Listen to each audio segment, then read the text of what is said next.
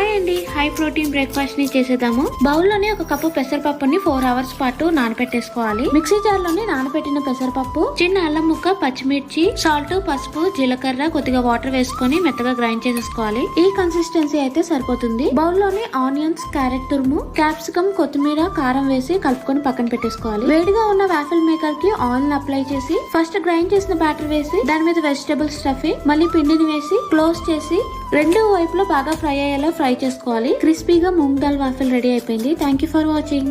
Hi అండి, sweet corn తోటి వేడివేడిగా క్రిస్పీగా పకోడీల్ని చేసేద్దాము. స్వీట్ కార్న్ ని ఇలా కట్ చేసుకుని బౌల్ లోకి ఒక కప్పు స్వీట్ కార్న్, ఒక కప్పు ఆనియన్స్ వేసుకోవాలి. పచ్చిమిర్చి, కరివేపాకు, కొత్తిమీర, జీలకర్ర, అల్లం వెల్లుల్లి పేస్ట్, కారం, పసుపు, రుచికి సరిపడా సాల్ట్, శనగపిండి వేసుకుని వాటర్ వేయకుండా చపాతీ పిండి కలిపినట్టు కొద్దిగా ప్రెస్ చేసుకుంటూ కలపాలి. స్వీట్ కార్న్ లో ఉన్న మాయిశ్చర్ అంతా కూడా వచ్చేస్తుంది. అప్పుడు కావాలి అంటే ఇంకా కొద్దిగా శనగపిండి, బియ్యం పిండి యాడ్ చేసుకోవచ్చు. ఇలా మిక్స్ చేసుకున్న తర్వాత వేడిగా ఉన్న ఆయిల్ లో పకోడీల్ని